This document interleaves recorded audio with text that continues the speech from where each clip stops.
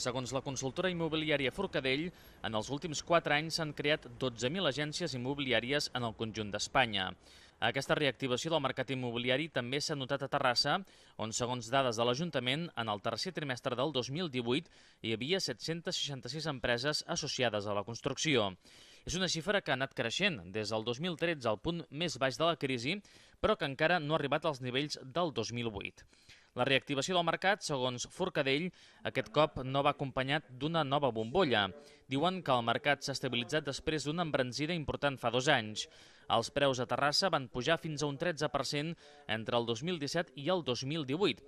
Aquest 2019 es preveu que l'increment es quedi entre el 2 i el 5%. Nosaltres creiem, estem veient que el sector està d'alguna manera retornant a increments. Últimament, durant aquests últims 4 anys, hem notat uns increments interessants i importants en relació als anys anteriors de la crisi, tot i que en aquests moments en particular sí que estem veient un alentiment d'aquest creixement.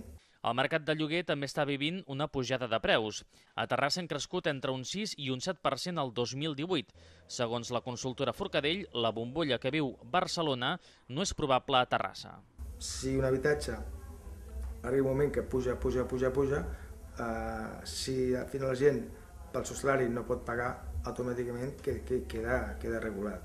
Si deixem a banda aquestes poblacions, aquests nuclis de situació turística, i jo crec que el mercat queda d'alguna manera autoregulat. Precisament la pressió de preus a Barcelona fa que Terrassa sigui una bona opció per a aquells que busquen habitatge no gaire lluny de la capital i amb bones connexions. Si passéssim per l'autopista o amb un helicòpter començaríem a veure un escenari que fa molts anys aquí a Terrassa era habitual, per exemple fa 15 anys que era el naixement de grues.